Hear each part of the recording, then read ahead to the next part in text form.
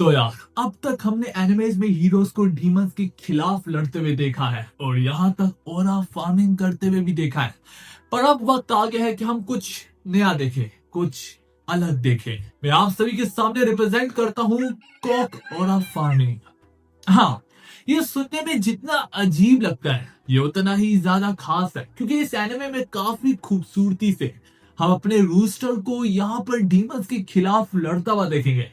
और यहाँ तक ये जिस तरीके से ओरा फार्मिंग करता है, आप लोग अपना दिल दे बैठोगे। क्योंकि मेरा सवाल तो यह है कि हम बार बार एक ही तरह के एनिमे क्यों ही देखें, जब हम थोड़े से यूनिक चीजों को भी देख सकते हैं। तो चलो यार शुरू करते हैं हमारी कहानी की शुरुआत। एक अमन बड़े शहर में अचानक से एक खतरनाक डीमन का हमला हो जाता है। एक माँ जो कि बस अपने बेटे को लेकर भागने ही लगती है कि अचानक से उसका पैर फिसलता है और वो जमीन पे गिर जाता। ये इस डीमन के लिए सुनहरा मौका होता है, जिसके बाद वो डीमन बस उस बच्चे को निगलने ही जा रहा होता है कि अचानक से एक लाइटनिंग स्पीड बच्चे को उसके जबड़ों से दूर कर डालती। हाँ दोस्तों, हमें पता चलता है कि उसकी जान असल में एक मुर्गे ने बचाई होती है। अब इसी तरह वो मुर्गा अपने जुनून और जज्बे की आग से उबरते हुए उस डीमन पे सीधा टूट पड़ता है। तब और फिर तभी हमें बताया जाता है ये एक ऐसे मुर्गे की कहानी है जो कि दुनिया को बचाता है। इसी तरह कहानी हमें एक साल बाद की दिखाई जाती है, जहाँ पर हम सुबह के सूरज के साथ ही अपने मुर्गे की बांग को सुन पाते हैं। जिसके बाद वो सुबह उठते सारे यहाँ से जाने लगता है। तो पीछे से मुर्गी वहाँ पर रोते हुए कहती है, तो क्या है इसका मतलब, मैं तुम्हारे लिए सिर्फ और सिर्फ एक खिलौना ही थी। तो वो मुर्गा यहाँ से जाते हुए बोलता है कि नहीं, मैं अमन और सुकून के लिए नहीं बना, मैं वहीं पर जाता हूँ जहाँ पर आफत होती है। कहानी आगे बढ़ती है, जहाँ पर हम अपने मुर्गे को एक कीड़े का शिकार करने के बाद पानी पीता हुआ देख पाते हैं कि उतने में वो अपने पास में दो बच्चों को करीबी में पाता है। वो उसको देख कर ही उसे काफी ज्यादा क्यूट पाती है। ये देखकर हमारा मुर्गा अपने दिली दिल में अपनी बाड़ी आवाज से कहता है, मुझे बच्चों से नफरत है, ये बहुत ज्यादा शोर मचाते हैं। जिसके बाद वो इस मुर्गे को यहाँ पर फ्राइड चिकन खिलाने लगते हैं। हाँ, ये देखकर उस रोस्टर के तो पसीने छूट जाते। इसी समय वहाँ पर कुछ गली के बदमाश बच्चे भी आ जाते, जो कि इस रोस्टर को यहाँ से जबरदस्ती पकड़ के ले जाने लगते। और उसी के बगल में एक मोटा सा शख्स होता है, वो कहता है क्यों ना हम इसे पका के खा ले। ये सुनने की देर होती, हमारा रोस्टर फौरन से छलांग लगा के उनकी कैद से भाग निकलता है। पर वो बच्चे भी यहाँ पर हार मानने के लिए तैयार ही नहीं होते, वो उस रूस्टर का पीछा करने लगते हैं। यूं ही भागते भागते हमारा रूस्टर एक बूढ़े के घर में चला जाता है, जहाँ पर वो बच्चे जब उसे आकर पकड़ने की कोशिश करते हैं तो वह बूढ़ा यहाँ पर फौरन से नाटक करते हुए कहता है कि तुम लोग मेरे रूस्टर को क्यों पकड़ना चाह रहे हो, जिस वजह से वहाँ से बच्चों को मजबूरन जाना पड़ता है। इस पर हमारा रूस्टर अपनी जबान में बुड्ढे से कहता है, तेरा शुक्रिया बुड्ढे, तूने बस मेरी खाल को बचा लिया और इसका एहसान मैं एक दिन जरूर चुकाऊंगा। ना कि सिर्फ इतना, बल्कि वो बूढ़ा यहाँ पर उसे खाने के लिए भी देता है। और खाने को देखकर हमारा मुर्गा टूट पड़ता है। मुर्गा जैसे तैसे खा रहा था, वो नोटिस करता है कि वो बूढ़ा थोड़ा सा परेशान हो रहा है और खफा भी हो रहा है। इसके बाद वो बूढ़ा अपने आप से बातें करते हुए कहता है, हाय, क्या खूबसूरत दिन होते थे जब मेरी वाइफ सुबह सुबह परिंदों को खाना डाला करती थी। तो मैं यूं खाता हुआ देखकर कसम से उसकी यादें ताजा हो गई। और अब जरा देखो तो सही, अगर कोई इस बुड्ढे को देखे तो वो लोग कहेंगे कि सटिया गया है कि एक मुर्गे से अपनी दिल की बातें शेयर कर रहा है। पर ये देखकर वो मुर्गा दिली दिल में कहता है, मैं तुम्हारी फीलिंग्स को समझ सकता हूँ बूढ़े, मेरी वाइफ तो नहीं लेकिन मैंने भी अपने किसी चाहने वाले को खोया है, काश मैं भी उसके साथ ज्यादा वक्त को बिता पाता। इसी में हमारे रूस्टर को अपनी पास की जिंदगी याद आने लगती है, जहाँ पर एक घर पर आग लगी होती है और हमारा मुर्गा गाय हालत में जैसे तैसे अपनी आंखें खोलता है। बस उसे अपनी बहन की चिल्लाने की आवाजें याद आ रही होती है, जहाँ पर वो एक डीमन के हाथों जैसे तैसे खाई जा रही होती है। हमारा रूस्टर अपनी आंखें खोलते हुए कहता है, सारा वहीं पर डटी रहो, तुम्हारा भाई तुम्हें बचा लेगा। लेकिन हमारा रूस्टर अपने वादे को पूरा ना कर पाता और उसकी बहन यहाँ पर डीमन के हाथों मारी जाती है। वो यहाँ पर याद कर रही होता है कि इसी बीच में कहानी प्रेजेंट में आती है और आसपास टाउन में हम एक बहुत बड़े धमाके को देख पाते हैं। अब जब हमारा रूस्टर इस कमोशन वाली जगह पे पहुंचता है तो यहाँ पर अलार्म को जारी कर दिया जाता है कि इस वक्त डीमन आसपास मंडला रहे हैं, सारे लोग इस एरिया को खाली कर दो। कि उसी पास में हम उन्हीं दो बदमाश बच्चों को देखते हैं जो कि बस अब अपनी जान को बचा के भाग रहे होते हैं।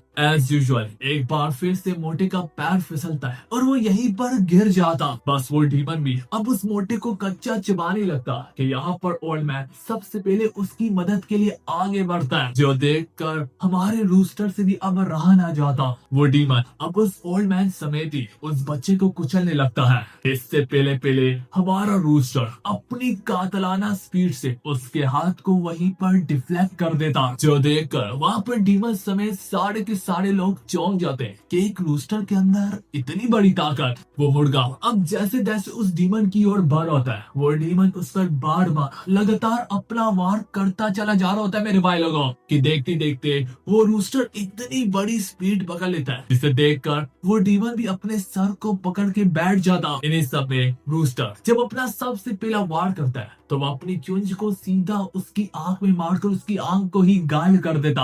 अब जब वो डीमन दर्द से तड़प रहा होता है, ये मुर्गे के लिए काफी होता है कि वो अपनी बांग दे। अब जब वो डीमन दर्द से तड़प रहा होता है, ये लम्हा हमारे मुर्गे के लिए काफी होता है। वो यहाँ पर अपने फिनिशिंग मूव को चार्ज करने लगता है और इसी के साथ वो कुकड़ू जोर से चिल्लाता है। उसकी आवाज से एक जानलेवा बीम निकलती है जिसकी वजह से यहाँ तक बच्चों और बूढ़ों को भी अपने कानों पर हाथ रखना पड़ता। ये आवाज उस डीमन के लिए इतनी डरली होती, लेकिन वो डीमन तो उस आवाज के अंदर फंस चुका था, जिस वजह से उस डीमन का फटने की वजह से वहीं पर काम तमाम हो जाता। देख के वो बूढ़ा कहता है कि 1 मिनट, मैंने इसके बारे में सुना हुआ है। एक बार मैंने टीवी में देखा था कि अगर तुम अपनी आवाज को एक हाई पिच दे दो तो तुम यहाँ तक शीशों को भी तोड़ सकते हो। क्योंकि मुर्गी की आवाज काफी तेज होती है तो इसने इस चीज को मास्टर कर लिया है। पर वो बूढ़ा यही देखकर परेशान होता है, लेकिन मैंने कभी ये नहीं सोचा था कि ये फिनोमिना इस कदर बढ़ सकता है। इसके बाद वो परेशानी से उस मुर्गे को जैसे जैसे देख रहा होता है, हम देख पाते वो मुर्गा वहाँ पर कूल तरीके से खड़ा होकर ओरा फार्मिंग कर रहा होता है। पर जबकि उसके दिमाग में अभी भी वही पल चल रहा होता है कि कैसे उस रोज उसकी सिस्टर डीमन के हाथों मारी गई। वो दर्द उस मुर्गे के ऊपर भारी पड़ने लगता है और उस दौरान हम देख पाते हैं उसके जिस्म में कुछ तो बदलाव होते हैं और इसी के कारण पर वो पहली बार उस हाई पिच फ्रीक्वेंसी वेव को यूज करता है। क्योंकि चाहे भले वो डीमन उससे काफी करीबी से बच गया था, लेकिन बेहोश होने से पहले हमारे रूस्टर ने उसकी गर्दन पे एक मार्क देखा था। कहानी वापस प्रेजेंट में आती है और हमारा रूस्टर फौरन से उसी डीमन की गर्दन देखता है, लेकिन उसके जिस्म पर कोई निशान नहीं मौजूद होते। इससे ये मालूम पड़ता है कि हमारा रूस्टर उसी डीमन को ढूंढ रहा है जिसने उसकी सिस्टर का मर्डर किया था। इस सब तबाही की वजह से बूढ़े का घर भी काफी ज्यादा गंदा हो गया होता है, लेकिन यहाँ पर हमारा जो रूस्टर होता है वो यहाँ तक उसकी सफाई में भी मदद करता है। और जब ये लोग सारी सफाई कर लेते हैं तो ये बच्चा और बूढ़ा देखते अचानक से वो रूस्टर गायब हो गया है। वो बूढ़ा इस मुर्गे को मिस्टर क्लकर के नाम से बुलाता था, लेकिन जाते हुए वो मुर्गा अपने दिली दिल में बोलता है, मेरा असल नाम कीजी है। वैसे तो आपके घर में काफी ज्यादा सुकून है, लेकिन मैं पीस के लिए नहीं बना, मैं अमन के लिए नहीं बना। मैं वहाँ पर जाता हूँ जहाँ पर आफत होती है। चूंकि उस बूढ़े ने उसकी मदद की थी, जिस वजह से उसने उस बूढ़े की जान बचाई और उसके घर को साफ करने में मदद भी की। उसने कहा था ना कि मैं आपके एहसान को जरूर झुकाऊंगा। इसके चलते वो बूढ़ा जब इस टाउन को छोड़ के जा रहा होता है, उसके मन में आता है। सुबह सुबह वो औरत रोते हुए कह रही थी कि क्या मैं तुम्हारे लिए एक टॉय हूँ। तो यह हमारे कीजी की प्रिंसिपल्स के खिलाफ है कि वो कभी भी किसी औरत को रोते हुए यूं छोड़ के चला जाए। वो एक बार फाइनली उससे गुड बाय करने के लिए दोबारा जाता है, लेकिन वो देखता है वो किसी और के साथ अपनी रातें रंगीन कर रही होती है। इस वजह से वो मुर्गा टूटे हुए दिल के साथ यहाँ से निकल लेता है। दोस्तों इसी के साथ हमारी वाली एपिसोड अपने एंड को हिट करती है। तो यार हमारी एपिसोड की शुरुआत में हम अपने केजी को समंदर की लहरों के बीच में पाते हैं, जहाँ पर वो कुछ लोगों के सामान को रिट्रीव करने में उनकी मदद करता है, जिस पर खुश आकर बदले में उस रूस्टर को कुछ खाने के लिए देते हैं। केजी शुरू में तो थोड़ा बहुत हिचकिचा होता है क्योंकि आज तक उसने कभी भी ऐसी वाहियात चीज नहीं देखी होती, लेकिन जब वो उससे चखता ही है तो वो उसके ही जायके के अंदर खो जाता है। यहाँ तक तो उसका टेस्ट इतना ज्यादा मजेदार होता है है कि उसके आंखों से आंसू बहने लगते हैं। तो हाँ यार, ले आए किसी एक के लिए बल्कि तुम सभी के लिए रूस्टर फाइटर की एपिसोड नंबर 2 को। इससे पहले हम वीडियो की गहराइयों में समा भी जाए, मैं एक लम्हा लेके कुछ लोगों को शाउट आउट देना पसंद करूंगा, जिसमें सबसे पहले आते हैं ये दो। मैं तौसीफ को थैंक यू कहना चाहूंगा और इसके साथ ही साथ इस भाई को भी। इस भाई ने तो कसम खाई है कि वो मेरी 100 वीडियोस पे लाइक और कमेंट करके ही दम लेगा। इसके अलावा भी कुछ और नाम भी आपको इस वक्त स्क्रीन पर दिख रहे होंगे। ये सारे के सारे मेरी लगभग हर वीडियो पे लाइक और कमेंट करते हैं, जिस वजह से मैं इनका नाम लेना इस वीडियो में पसंद करूंगा।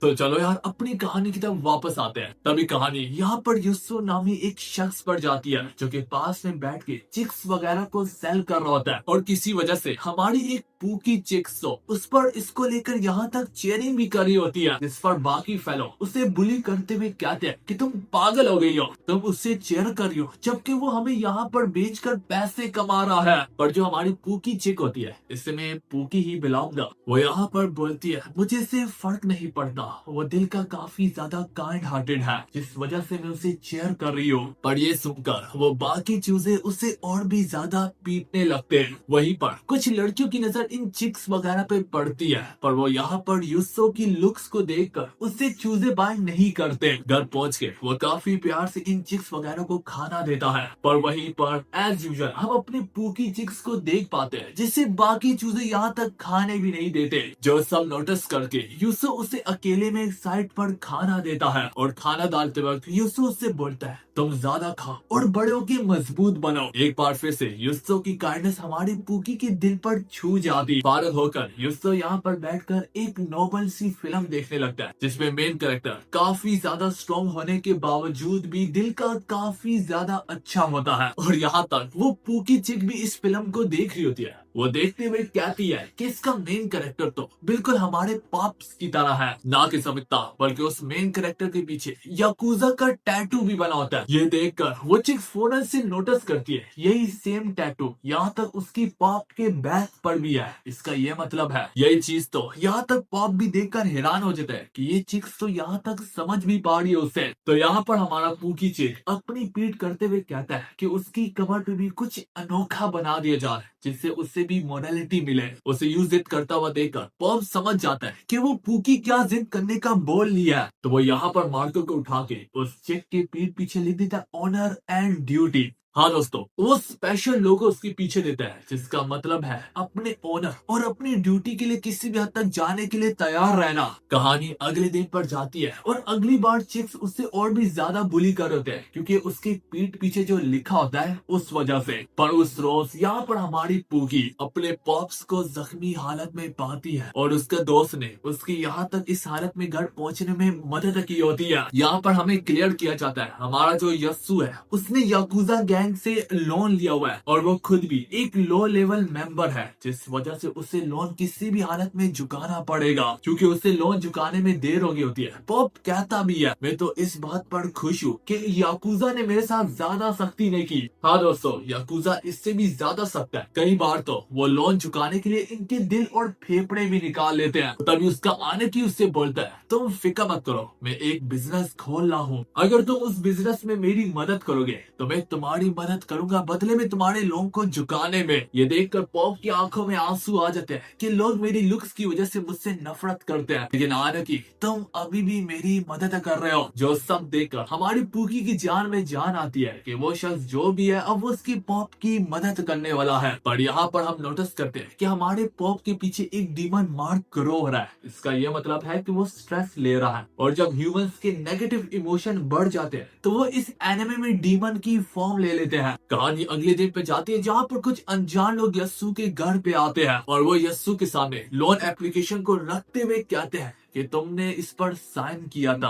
और वो बोलते हैं चूंकि तुम्हारा आने की तो भाग्य है तो अब 10 मिलियन यन को तुम्हें ही चुकाना होगा। जो सब देखकर अभी कहीं जाकर उसे समझ में आती है कि हाँ यार, उसके आनकी ब्रो ने भी उसका इस्तेमाल किया, उसे धोखा दिया। उसने सबसे पहले बिजनेस के बहाने उसे कहा कि मुझे 10 मिलियन येन चाहिए, पर चूंकि जो दूसरी पार्टी होती है उसे लोन नहीं दे रही होती, तो उसने यहाँ पर हमारे यस्सु से कहा था कि तुम साइन कर दो इसे। तो यस्सु के साइन करने से लोन तो मिल गया होता है, लेकिन वो लोन लेकर यहाँ से उसका आनकी भाग निकला। इतना बड़ा धोखा जिंदगी में दोबारा से खाने के बाद यस्सु को अपनी मदर की याद सताने लगती, जिसमें उसकी मदर ने कहा था कि आज मुझे घर आने में काफी देर हो गई, लेकिन यस्सु भूख से तड़पता रहा और उसकी मदर कभी लौट कर वापस आई नहीं। इसके बाद से वो जैसे तैसे अपनी जिंदगी गुजारता। वो स्कूल वगैरह में बुली होने लगा था। लोग उसकी मदर का मजाक उड़ाते थे कि वो अपने यार के साथ भाग गई। लोग उसे कचरा बुलाते थे। और अब जिंदगी में दोबारा से इसी लेवल का दोबारा से जब धोखा वो खाता है तो वो कुछ ज्यादा ही स्ट्रेस लेने लगता है, और इसी स्ट्रेस के कारण उसके बैक पर वो डीमन मार्क अब धीरे धीरे उसके पूरे जिस्म पर फैलने लगता, जो देख कर तो हमारी पूकी के पैरों तले जमीन खिसक जाती। सीन शिफ्ट होके हमारे रूस्टर पे जाता है, जो कि रेस्टोरेंट में खाने को देखकर उसके मुंह में जैसे जैसे पानी आ रहा होता है कि इसी बीच में वो अपने पीछे एक बहुत बड़े एक्सप्लोजन को पाता। हमें मालूम पड़ता है वो एक बहुत बड़े फिश डीमन में बदल गया होता है, जिसमें वो अपने फिश वाले मुंह से पास में कुछ लोगों पे हमला करता है कि वक्त पे हमारा केजी अपनी ब्रेथ अटैक से उन लोगों की जान को बचा लेता है। पर अभी भी इस डीमन का काम तमाम नहीं हुआ होता। ना के सपिता हमारा केजी जब दोबारा से उसका काम तमाम करने ही लगता कि उसकी नजर पास में हमारी पूकी पे पड़ती है, जो कि उसके जिस्म पे ही सवार होती है। वो जोर जोर से चिल्ला रही होती है कि उस पर हमला मत करो। इस मौके से फायदा उठाते हो उल्टा वो डीमन केजी की जान को नोचने की कोशिश करता। केजी उसके वार को ना तो सब डॉज करता, बल्कि अपनी ब्रेथ अटैक से उस पर वार करता, और साथ ही साथ वो हमारी पूकी को भी बचा लेता। तो हाँ यार, ये काफी होता उस डीमन का काम तमाम करने के लिए। हमारी पूकी यहाँ पर जोर जोर से रोने लगती। तो आगे से केजी कहता है कि वो अब तुम्हें नहीं सुन सकता और ना ही वो कभी उठेगा। पूकी यहाँ पर गुस्से में बहते हुए हमारे केजी पर टूट पड़ती है, पर वो अपनी नन्ही सी चोंच से हमारे केजी का कुछ भी उखाड़ ना पाती कि तभी उनकी नजर पास में कुछ ऐसे पे पड़ती है जो उन्होंने कभी भी नहीं देखा होता। हम देख पाते हैं उसका पॉप कैसे न कैसे करके सरवाइव कर जाता है, जो देखकर हमारा केजी यहाँ पर सोचने लगता है। मेरे ख्याल में इस बंदे के दिल में अपने चूजों के लिए काफी ज्यादा नरमीपन थी, और इनके लिए मेरे ख्याल से वो पूरे तरीके से डीमन में ट्रांसफॉर्म नहीं हुआ था, जो देखकर अभी कहीं जाकर हमारी पूकी को समझ में आता है कि शायद से ये केजी नामी मुर्गा इतना भी बुरा नहीं है। वो शायद से पॉप को बचाने की कोशिश कर रहा था, और वहीं पर उसे अपने पॉप की याद सिताने लगती है जब उसके पॉप ने उसकी पीठ पीछे लिखा था ड्यूटी एंड ऑनर। यहाँ पर वो पूरे हमारे मेन कैरेक्टर केजी को इन शब्दों पे आ उतरता हुआ पाती, और शायद से हमारी पूकी अब हमारे केजी के लिए दिल ही दिल में फीलिंग्स भी रखने लगती है। पर यहाँ से केजी जाने लगता है। उस चूजे का मन कर रहा था कि वो केजी के पीछे जाए, लेकिन वो अपने पॉप्स को भी नहीं छोड़ सकती होती। इन फीलिंग्स को पॉप अच्छे से समझ रहा होता है। पॉप उससे यहाँ से जाने के लिए बोलता है। उसे कहता है कि केजी का साथ मत छोड़ना, तुम उस मर्द के पीछे जाओ जिसे तुम पसंद करती हो, क्योंकि उसका पॉप चाहता होता है कि वो ग्रो करे, वो मजबूत बने, जिस वजह से अपने दिल पर पत्थर रखते हुए यहाँ पर हमारी पूकी फाइनली उसकी बात मान ही लेती है और वो केजी के पीछे जाने लगती है। इसके कुछ समय के बाद हमें पता चलता है कि पॉप्स की जान बच जाती है, और यहाँ तक वो आनकी भी पकड़ा जाता है जो उसके साथ स्कैम करने की कोशिश कर रहा था। हालांकि दूसरी तरफ हमारी पूकी यहाँ पर केजी को ढूंढते ढूंढते ही थक जाती है कि पास में उसकी नजर एक और डीमन पे पड़ती है जो कि शहर में तबाही मचा रहा होता है। पूकी को याद आता है कि उसका पॉप कितना ज्यादा बहादुर था, अगर वो यहाँ पर होता तो मदद करने की जरूर कोशिश करता, क्योंकि जैसे कि उसने अपनी पीठ पे लिखा हुआ है ऑनर एंड ड्यूटी। तो हमारी पूकी जब उस डीमन का सामना करने के लिए आगे बढ़ती है कि वो यहाँ पर हमारे केजी को ऑलरेडी उस डीमन का सामना करता हुआ पाती। शुरू में तो हमारा केजी उससे लड़ के ही थक जाता है, क्योंकि वो डीमन बार बार हील हो रहा होता है। केजी के अकॉर्डिंग हर डीमन की एक ना एक वीकनेस होती है, और इस डीमन की वीकनेस पता नहीं चली होती, क्योंकि हमें मालूम पड़ता है कि इस डीमन का जो वीक पॉइंट होता है वो उसकी पूंछ में छुपा होता है। तो तंग आकर हमारा केजी अपनी फुल ताकत को लगा देता है अपने आखिरी ब्रेथ अटैक में, जिसमें वो अपने ब्रेथ अटैक से उसके सर से लेके पैर तक को कवर करता है। कि आखिरकार वो डीमन मारा ही जाता, पर इतना खतरनाक ब्रेथ अटैक इस्तेमाल करने की वजह से केजी के जिस्म पे बहुत बड़ा स्ट्रेस पड़ता है। और जब हमारी पूकी उसकी मदद करने के लिए आगे बढ़ती है कि आखिरी सांसों में वो डीमन यहाँ पर पूकी को निगलने की कोशिश करता, लेकिन केजी ने भी कच्ची गोलियां नहीं खेल रखी होती। केजी यहाँ पर उस पूकी को आगे धक्का दे देता और ऐसा करते हुए केजी खुद जख्मी हो जाता। इसके चलते उस डीमन ने अपनी आखिरी एनर्जी को भी इस्तेमाल कर लिया होता है और अब वो डीमन पूरे तरीके से नष्ट हो जाता। अब यहाँ पर इंसान भी जमा होने लगते हैं। पूकी को चिंता होती है कि इंसानों की नजर इस रूस्टर पे ना पड़ जाए। पूकी अपने जिस्म की सारी ताकत को इस्तेमाल करते हुए हमारे जख्मी केजी की बॉडी को घसीटते हुए एक कोने में ले आती है और यहीं पर वो हमारे केजी के लिए पानी लाती है। पर फिर भी हमारा केजी बेहतर नहीं हो रहा होता। अगर पूकी चाहती है कि उसके जिस्म का जख्म बढ़े तो उसके लिए उसे एनर्जी की जरूरत है और एनर्जी के लिए खाना चाहिए होता है। तो पूकी उसके लिए कई कई दिनों तक खाना तलाश करती है और कई कई दिनों तक उसके लिए दिक्कतों का सामना करती है कि एक रोज जब पूकी अपनी आंख खोलती है तो वो केजी को वहाँ पर नहीं पाती, जो देखकर हमारी पूकी की आंखों में आंसू बढ़ाते हैं कि उसने उसके लिए कितनी मेहनत की। पर हमें पता चलता है ऐसा तो उसने सोचा था, हमारा केजी कभी भी ऐसे लड़कियों को अकेला छोड़कर नहीं जाता। केजी उससे कहता है ठीक है फिर अगर तुम मेरे साथ आना चाहती हो तो तुम्हें मेरे ही रूल्स को फॉलो करना होगा। पर ये सुनकर वो चिक्स उस पर काफी ज्यादा चिल्लाने लगती है कि तुम अपने आप को समझते क्या हो, मैंने तुम्हारी इतनी मदद की और तुमने मुझे थैंक यू तक नहीं कहा। इन सब बातों ही बातों में एक और अनजान मुर्गी यहाँ पर हमारे केजी पर हमला कर डालती कि बड़ी मुश्किलों से केजी उसके काफी करीबी से वार को डॉज करता और इसी के साथ हमारी वाली एपिसोड अपने एंड को हिट कर दिया।